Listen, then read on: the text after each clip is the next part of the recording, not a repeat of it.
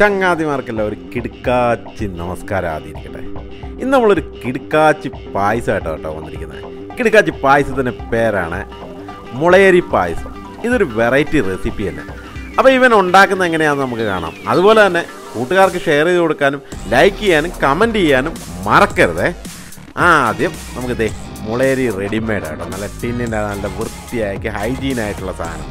ഈ സാധനം നമ്മൾ ആദ്യം ടിന്ന് ഓപ്പൺ ചെയ്യുന്നു. ഓപ്പൺ ചെയ്തത് ഇതുപോലെ ഒരു ഗ്ലാസ് ബോട്ടിലേക്ക് എടുത്ത് ഒരു മറിയുന്നു. ഇവൻ നല്ല ക്ലീൻ നീറ്റായ സാധനമായതുകൊണ്ട് ഞാൻ നിങ്ങളെ കാണിക്കാൻ വേണ്ടി ഇതുപോലെ വെള്ളം ഒഴിച്ച് ഒന്ന് കഴുകിയെടുക്കുക. നിങ്ങൾക്ക് കഴുകാം, കഴുകിയില്ലേലും കുഴപ്പമില്ല, വെള്ളത്തിൽ സോക്ക് ചെയ്തിട്ടാലും മതി. കാരണം ഇത് ഓൾറെഡി ക്ലീൻ നീറ്റായ സാധനമാണ്. അപ്പോൾ ഈ മുളയരി നല്ല രീതിയിൽ ഞാൻ കഴുകി വേറൊരു പാത്രത്തിലേക്ക് ഇതുപോലെ ഒരു ഗ്ലാസ് ബോട്ടിലേക്ക് എടുത്തിടുന്നു. അതിനുശേഷം കുറച്ച് വെള്ളം എടുത്ത് ഒഴിച്ച് ഒരു ദിവസം മൊത്തം സോക്ക് ചെയ്യാൻ വെക്കണം കേട്ടോ. ഒരു മിനിമം 5-6 മണിക്കൂറെങ്കിലും വെള്ളത്തിൽ ഇവനങ്ങ് കിടന്ന് കുതിർത്ത് ഒരു സോഫ്റ്റായിട്ട് കിട്ടണം. എന്ന് ശേഷം പിറ്റേ ദിവസം നമുക്ക് തീ പിടിപ്പിക്കുക. നേരെ ഉരുളിയെടുത്ത് വെക്കുക. ഉരുളിയെടുത്ത് വെച്ച ശേഷം നമ്മൾ ആ ഒരു ദിവസം മൊത്തം സോക്ക് ചെയ്ത് വെച്ച സാധനം എടുത്ത് ഉരുളിയിലേക്ക് എടുത്തിട്ട് ഇങ്ങനെ തിളപ്പിക്കുക. ഇത് തിളപ്പിക്കുക എന്ന് പറയുമ്പോൾ തന്നെ അടുത്തൊരു പണിയാണ് കേട്ടോ.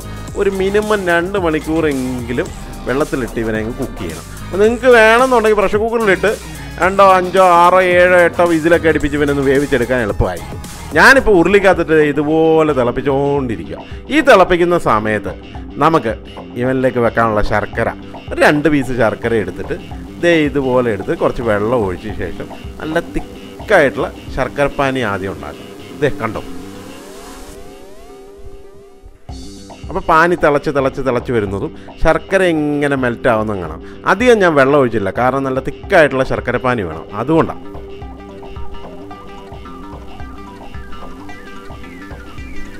ശർക്കരപ്പാനി ഇപ്പോൾ ഓൾമോസ്റ്റ് റെഡിയാകുന്ന സമയത്ത് ഇതുപോലെ കുറുകി വരും. ഇതിങ്ങനെ കുറുകി വരും. കണ്ടോ മുളയരി കുറുകി നല്ല വെന്ത് സോഫ്റ്റായി വരുവാണ്. ആ സമയത്ത് ഈ ശർക്കരപ്പാനി എടുത്ത് ഇതിലേക്ക് അരിച്ചൊഴിക്കുക. നല്ല രീതിയിലങ്ങ് അരിച്ചൊഴിക്കുക.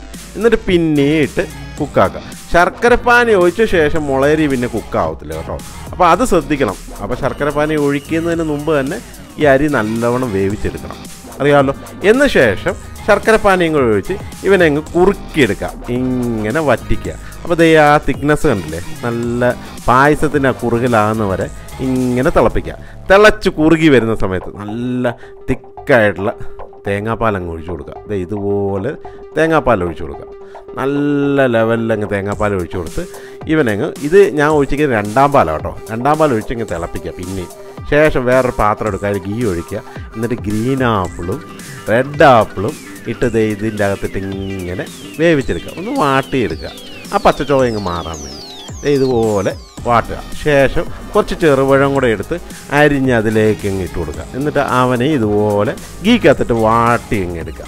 നല്ല രീതിയിലങ്ങ് വാട്ടിയെടുത്ത് കഴിയുമ്പോഴേക്ക് ഇവനെ എടുത്ത് നേരെ പായസത്തിലേക്കൊരു മറിയും മാറ്റും. കണ്ടില്ലേ, നല്ല സ്റ്റൈലായിട്ടങ്ങ് മറിക്കും. അപ്പോൾ പായസത്തിൽ കിടന്ന് ബാക്കിയും കൂടെ വേവുമ്പോഴേക്ക് പായസത്തിൻ്റെ മണം, സ്മെല്ല് വേറെ ലെവലിലാവും ചങ്ങാതിമാരെ, ഒരു രക്ഷയില്ല. ഇപ്പം മുളയരി പായസം വേറെ ലെവലിലേക്ക്. ആ പായസം ലെവലായി വരുമ്പോൾ ഒരു ബൗളിലേക്ക് ഇച്ചിരി ജീരക പൗഡർ, ഇച്ചിരി ചുക്ക് പൗഡർ, ഇച്ചിരി ഏലക്ക പൗഡർ, എന്നിട്ട് നല്ല തിക്കായിട്ടുള്ള തേങ്ങാപ്പാലും കൊണ്ട് അവനങ്ങ് മിക്സ് ചെയ്യുക. കാരണം കട്ട പിടിക്കാതിരിക്കാൻ വേണ്ടിയാണ്. ഇതുപോലെ ഒഴിച്ചു കൊടുക്കുക. ഒഴിച്ചു കൊടുത്ത ശേഷം അവനെ നല്ലവണ്ണം കലക്കുക. ഇതുപോലെ കലക്കി മിക്സാക്കി അവനെ എടുത്ത് പായസത്തിലേക്ക് ഒരു മറിക്കുക. കണ്ടില്ലേ, മറിച്ച് കഴിയുമ്പോഴേക്ക് ഇവൻ കട്ടയൊന്നും പിടിക്കത്തില്ല.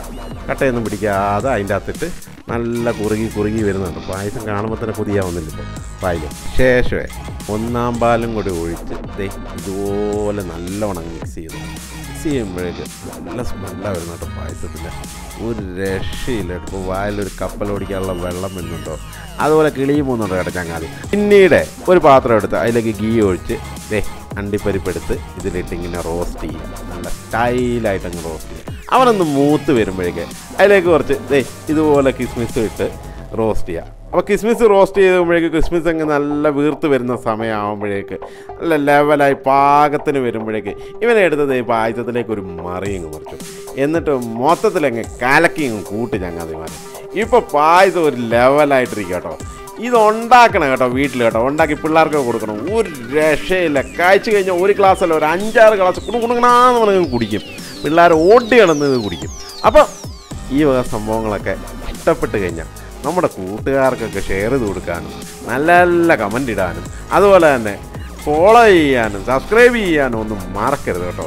ഇതൊരു കിടുക്കാച്ചി പായസം തന്നെ വീട്ടിലൊക്കെ ഉണ്ടാക്കി നോക്കും, ഒരു രക്ഷയില്ല. പിള്ളേരൊക്കെ വൈകുന്നേരം വരുമ്പോൾ ഒരു കിടുക്കം പായസം എന്ന് പറഞ്ഞ ലെവലിലങ്ങ് പിള്ളേർക്കും ഉണ്ടാക്കി കൊടുക്കും, ഒരു രക്ഷയുണ്ടാവില്ല ചങ്ങാതിമാരെ. അപ്പോൾ ഇതുപോലെയുള്ള നല്ല കിടുക്കാച്ചി വീഡിയോകൾ കാണാൻ വേണ്ടി ഇനിയും നമ്മൾ വരുന്നതായിരിക്കും. അപ്പോൾ സപ്പോർട്ട് ചെയ്യണം. ഇതുവരെ സപ്പോർട്ട് ചെയ്ത എല്ലാ വീഡിയോയ്ക്കും എൻ്റെ ചങ്ങാതിമാരോട് പ്രത്യേകം നന്ദി പറയാനുണ്ട്. അപ്പം ഇതൊരു രക്ഷയില്ല കേട്ടോ. ഞാനിത് കഴിച്ചിട്ട് എൻ്റെ കിളി തന്നെ പോയി, ഒരു രക്ഷയില്ല. ഒരു പിടുത്തം കൂടെ ഞാനങ്ങ് പിടിക്കാമെന്ന് വിചാരിച്ചു. നല്ല മധുരമാണ്, പഞ്ചസാര ഇട്ടില്ലല്ലോ, ആ ശർക്കരയുടെ മധുരവും ആ തേങ്ങാപ്പാലിൻ്റെ രുചിയും അതെല്ലാം കൂടെ വരുമ്പോഴേക്ക് സംഭവം വേറെ ലെവലാണ് കേട്ടോ. കഴിക്കൂ കഴിച്ചുകൊണ്ട്